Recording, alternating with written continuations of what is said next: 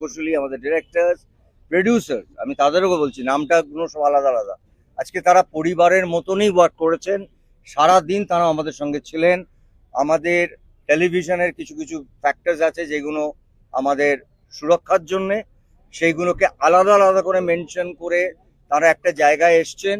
এবং আমরা কাজটা করতে গিয়ে দেখেছি হয়তো কিছু কিছু পয়েন্টস আমরা রেখে আলোচনার মাধ্যমে এসছে, এবং সেটাতে একটা জায়গায় এসছে যে 15 দিনের মধ্যে আমাদের একটা আর্টিস্ট, টেকনিশিয়ান, টেলিভিশন প্রডিউসার্স সবার মধ্যে একটা লেখাপড়া হবে, এটা সুরক্ষার জন্য। তারপরে আমরা বসেছি ব্যাক টু ব্যাক।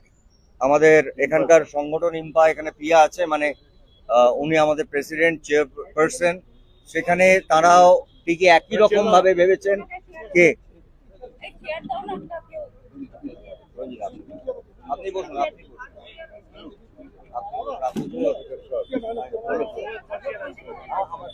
প্রায় মাঝরাত্রে ফিরেছেন, আমরা অপেক্ষা করছিলাম। আমরা একটা বড় ডিসিশন আজকে যেরকম বলছিলাম যে আমাদের টেলিভিশন প্রডিউসার্স, তাদের সঙ্গে একটা একদম যেটাকে বলবো আগামী 25 বছর মানুষ মনে রাখবে, এবং এটার জন্য আমাদের কারোর কোনো ক্রেডিট নেই। আমাদের ক্রেডিট একটা ছেলের, যে ছেলেটা আমাদের ছেড়ে চলে গেছে, আমাদের চোখ খুলিয়ে দিয়ে গেছে এতগুলো শিল্পী, এতগুলো কলাকুশলী, সবার জন্য।